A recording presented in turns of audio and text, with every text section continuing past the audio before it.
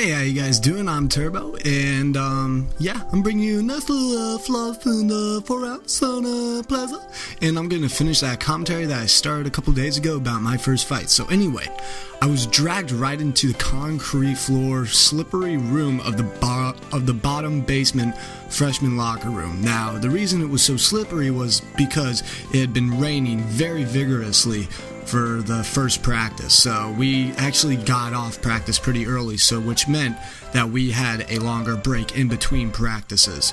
And the reason I was able to be pushed into that room so easily was because I was wearing Sanooks, and Sanooks don't really have the best traction in the world. So right when I'm pulled in, my buddy Tommy seductively puts his arm around my neck and says, "Alright John, you're gonna fight someone." And I'm like, fuck. And I knew there was no getting out of it, so I was like, alright, let's actually do it. Let's just do it for once.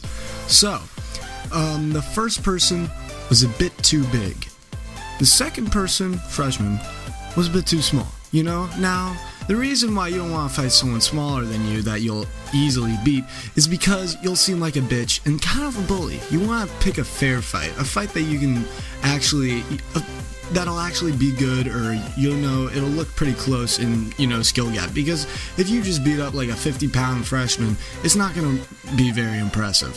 So I was trying to get someone that is equal to body composition and muscle mass as me. And I ended going up against my buddy Zach. And he was about my same weight. I was benching probably 10 pounds more than him, so it's not that much. So I'd say it was a very fair fight. Now, the video of the fight will be at the end of this video if you guys want to see it, but don't skip forward to it. But firstly, they asked me if I wanted to go up against one of the linebackers, and I knew that kid would rape my shit, so I decided not to do him. And the first person they wanted me to fight was a trash talker named Matt, who had wanted to fight me since the beginning of time and space.